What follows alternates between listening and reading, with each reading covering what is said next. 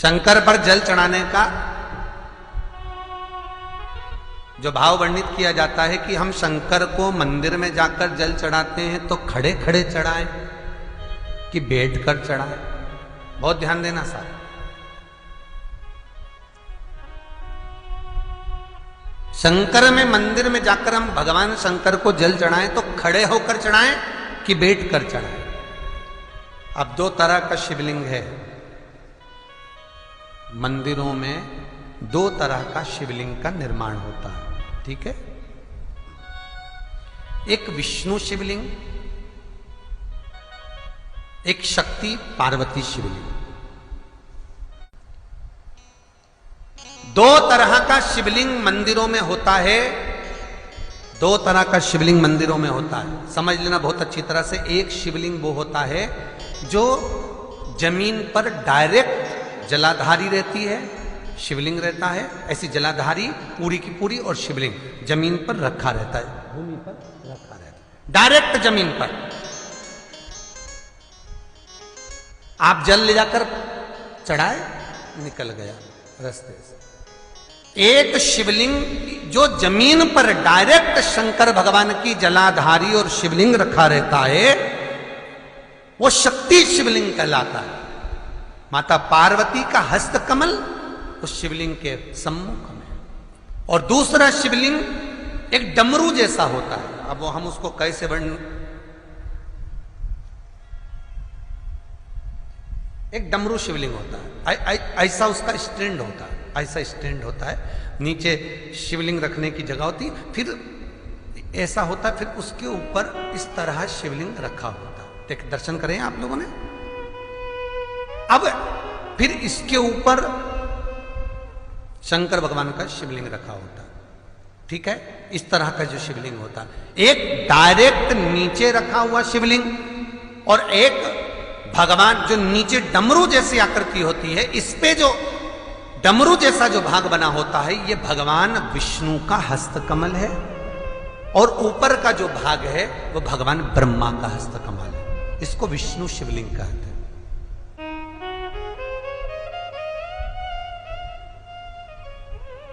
इसको हरीश्वर महादेव भी कहा जाता है। कौन सा महादेव कहते हैं? हरि सर्वेश्वर महादेव।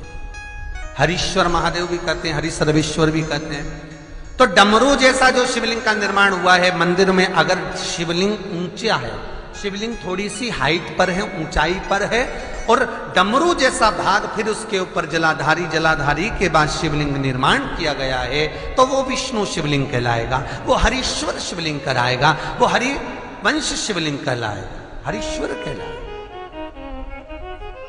और जो डायरेक्ट सीधे जो रखा हुआ है, 12 ज्योतिर्लिंग के अगर आप दर्शन करेंगे तो कहीं पर भी आपको विष्णु शिवलिंग नहीं मिलेगा, केवल एक नागेश्वर को छोड़कर। कहां पर छोड़कर? जम के बोलिए। केवल एक नागेश्वर। नागेश्वर को छोड़कर बाकी के जितने 12 ज्योतिर्लिंग में शिवलिंग के दर्शन करोगे सब शक्ति शिवलिंग मिलेंगे, सब जमीन पर। आप जितने भी देखेंगे, काशी का देखेंगे, महाकालेश्वर देखेंगे, तो डायरेक्ट जमीन पर जलाधारी बनी है महाकाल बाबा की, डायरेक्ट जमीन पर बनी है, कोई ऊंचाई नहीं है, डायरेक्ट जमीन पर, फिर शिवलिंग है। ओमकारेश्वर देख लीजिए, ममलेश्वर देख लीजिए, आप चाहें तो विश्वनाथ देख लीजिए, डायरेक्ट जमीन पर। सोमनाथ देख लीजिए, डायरेक्ट जमीन पर। केदारेश्वर देख लीजिए, डायरेक्ट जमीन पर। भीमाशंकर, वैद्यनाथ, डायरेक्ट। आप वैद्यनाथ जी के लाइव प्रसारण कभी चालू कर देखना, डायरेक्ट जमीन पर, डायरेक्ट। तो जितने भी शिवलिंग हैं सारे के सारे शक्ति शिवलिंग हैं। जो डमरू के भाग पर रखा हुआ है वो हरीश्वर शिवलिंग, विष्णु के हस्तकमल पर जो रखा है, तो शास्त्र कहता है आप शक्ति शिवलिंग का जब जब अभिषेक करें, बहुत ध्यान रखना अपनी जिंदगी में इस प्रसंग को श्रावण के महीने में बहुत ध्यान रखना। आपके आसपास में भी मंदिर हो तो उस पर ध्यान रखना। जो शक्ति शिवलिंग हो उस पर जब भी जल चढ़ाना तो बैठकर चढ़ाना, बैठकर चढ़ाना। शक्ति शिवलिंग पर जब भी जल चढ़े, भले शिवलिंग कितना भी ऊंचा हो, कितना भी ऊंचा हो, तो संघी से चढ़ा दो, पर जल बैठ कर चढ़ाइए। भले शिवलिंग ऊपर है, पूरा तरह से हाथ नहीं पहुंचा, जैसे सोमनाथ जी में अब शिवलिंग कितना बड़ा है, महाकालेश्वर का शिवलिंग कितना बड़ा, तो उसको तो बैठकर स्नान नहीं करा सकते। भले शिवलिंग कितना भी ऊंचा हो, पर अगर भूमि टच है, शिवलिंग अगर भूमि टच है, शक्ति शिवलिंग है, तो भले आधा शिवलिंग नहाए, आधे पर पानी जाए, पर बैठकर ही स्नान कराया जाता है। और महाराज यदि हरीश्वर शिवलिंग है, अर्थात भगवान विष्णु के हस्त कमल पर, ब्रह्मा के हस्त कमल पर यदि शिवलिंग है, तो वो शिवलिंग का जब भी स्नान कराएंगे, अभिषेक कराएंगे, पूजन कराएंगे, तो खड़े होकर ही करना है। और खड़े होने का भी तरीका होता है, दोनों चरण बराबर में रखकर कभी भी शंकर भगवान के शिवलिंग का स्नान नहीं कराया जाता। महाराज दोनों चरण बराबर रखकर, अगर हरीश्वर शिवलिंग है, किसी मंदिर में शंकर को जल चढ़ाने के लिए आप गए हो और शंकर को जल चढ़ा रहे हो, तो हरीश्वर अगर शिवलिंग है तो दोनों पांव बराबर रखकर नहीं, एक सीधा चरण थोड़ा सा आगे रखिए और उल्टा चरण थोड़ा सा पीछे रखकर भगवान शंकर का जलाभिषेक करने पर लक्ष्मी जैसे अपने चरण रहते हैं, भगवान शंकर उसी तरह से लक्ष्मी को दौड़ाते हुए अपने घर में प्रवेश कराते हैं। लक्ष्मी भागती हुई, अगर जो पुष्टि मार्ग से जुड़े होंगे, जो भगवान ठाकुर जी की सेवा करते हैं, पुष्टि मार्ग से जुड़े हों, श्रीमद वल्लभाचार्य जी से, वल्लभ कुल बालकों से जिनका ब्रह्म संबंध हुआ है, ऐसे अगर जीव हैं, वैष्णव जीव हैं, तो वो दर्शन करते होंगे ठाकुर जी, यमुना जी और महाप्रभु जी का। तो कैसा दर्शन करेंगे? श्रीनाथ जी का दर्शन करेंगे तो दोनों पांव श्री जी बाबा के, मेरे ठाकुर जी के बराबर पर है, नाथ द्वारा वाले श्री जी बाबा के, गोवर्धन नाथ जी के दोनों पांव चरण बराबर। श्रीमद वल्लभाचार्य जी का दर्शन करेंगे तो दोनों चरण बराबर के फोटो में मिलेंगे।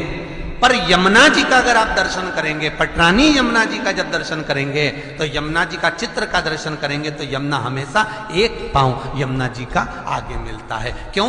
जो वैष्णव ठाकुर का दर्शन करे, श्रीमद वल्लभाचार्य जी के अनुसार भगवत चर्चा करे, उसके यहाँ यमुना भक्ति निरंतर प्रवेश करती जाए, इसलिए भागता हुआ चरण, दौड़ता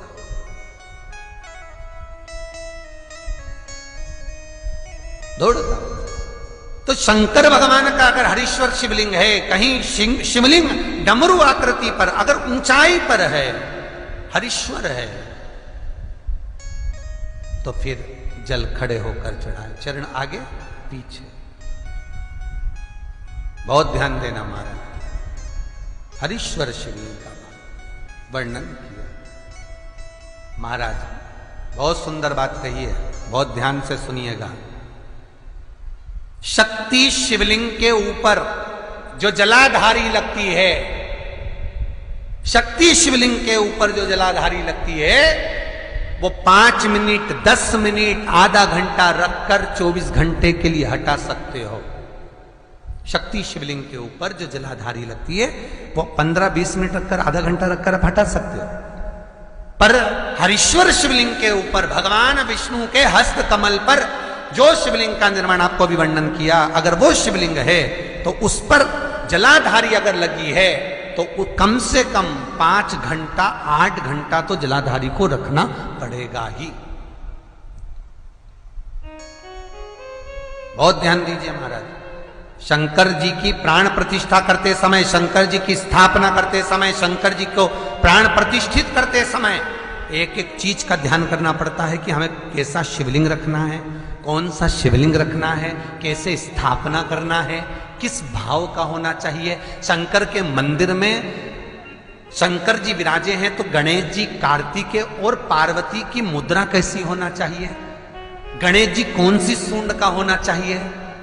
जब शंकर के मंदिर में हम आराधना कर रहे हैं तो गणेश जी की सूंड किस ओर होना चाहिए, पार्वती की मुद्रा कौन सी होना चाहिए, षडानंद कार्तिकेय की दृष्टि कहां होना चाहिए, ये शंकर जी की प्राण प्रतिष्ठा में देखा जाता है।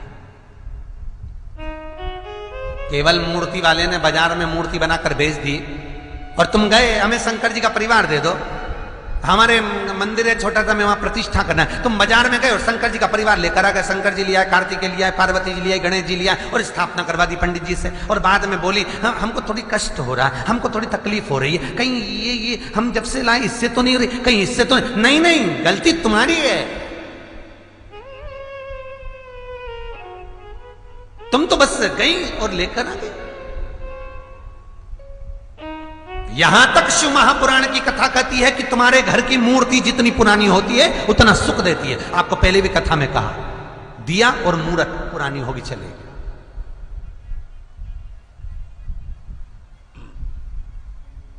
पुरानी एक फैशन चल गया, छोटे से ठाकुर जी नहीं रखूं, बड़े वाले लाऊंगी लड्डू गोपाल, सेवा अच्छे से हो जाएगी। और जो सास के हाथ के वो अब उनको नहीं पूछे तो दुख नहीं होगा, दुख तो होगा। महाराज